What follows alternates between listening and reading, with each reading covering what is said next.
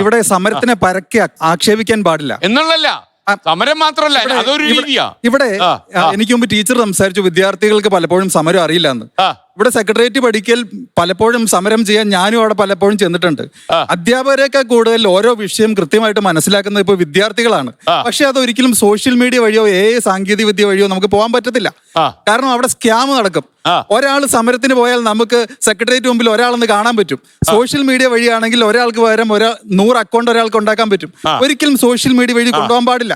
പിന്നെ India മഹാരാജ്യത്ത് article 19 നമുക്കറിയാം, right to freedom.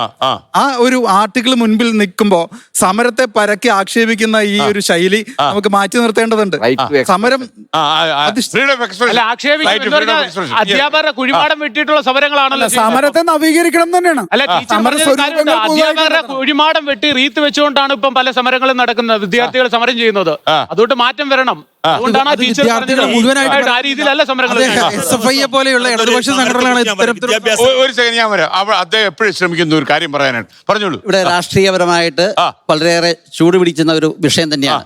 സ്വാഭാവികമായിട്ടും നമ്മുടെ കേരളത്തില് സമരം നടത്തിക്കോട്ടെ, അവകാശങ്ങൾക്ക് വേണ്ടി ഓരോ സംഘടനയായാലും ഓരോ പ്രസ്ഥാനമായാലും രാഷ്ട്രീയക്കാരായാലും രാഷ്ട്രീയ കക്ഷികളായാലും പോലും അവകാശങ്ങൾക്ക് വേണ്ടി സമരം നടത്തണം.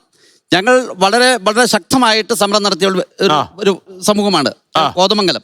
അവിടെ ഞങ്ങൾ കൈവിരിച്ചു നിന്നും മുട്ടുകുത്തി നിന്നും ജനങ്ങളുടെ അധികാരികളുടെ ശ്രദ്ധ പിടിച്ചു പറ്റിയ ഒരു സമരം മുറ ഞങ്ങൾ നടത്തി ഒത്തിരിയേറെ അവിടെ ശ്രദ്ധിക്കപ്പെട്ടിട്ടുണ്ട്. സമരം ശ്രദ്ധിക്കപ്പെടാൻ വലിയ പാടായി പോലെ ശ്രദ്ധിക്കപ്പെടാൻ പാടായതുകൊണ്ടല്ല, ഇത് നമ്മൾക്ക് ഒരു അവകാശം, നമ്മളുടെ ഒരു ശ്രദ്ധേയമായ ഒരു മാതൃകാപരമായ സമരമുറ, അതാണ് ഞങ്ങൾ ഉദ്ദേശിച്ചത്. അത് പറയുന്നതോടൊപ്പം തന്നെ ഡോക്ടർ എസ് അയ്യപ്പ പണിക്കര് നമ്മുടെ ഈ സമരമുറകൾ അല്ലെങ്കിൽ ഇത്തരത്തില് നമ്മുടെ കേരളത്തിലെ ഇത്തരത്തിലുള്ള അക്രമങ്ങളൊക്കെ കണ്ടിട്ട് അദ്ദേഹം കാടവിടെ മക്കളെ എന്നുള്ള കവിതാ സമാഹാരത്തിൽ പറയുന്നുണ്ട്.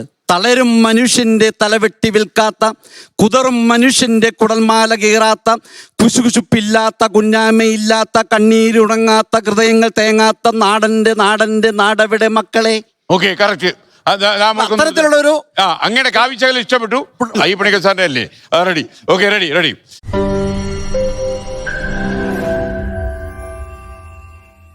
ലോകത്തെവിടെയായാലും ഏത് സമയത്തും 24 വാർത്തകളും ഓഗ്മെന്റഡ് റിയാലിറ്റി പാക്കേജുകളും എക്സ്പ്ലെയിനറുകളും വിശദമായി കാണാൻ ഞങ്ങളുടെ യൂട്യൂബ് ചാനൽ നിങ്ങൾക്ക് സബ്സ്ക്രൈബ് ചെയ്യാം.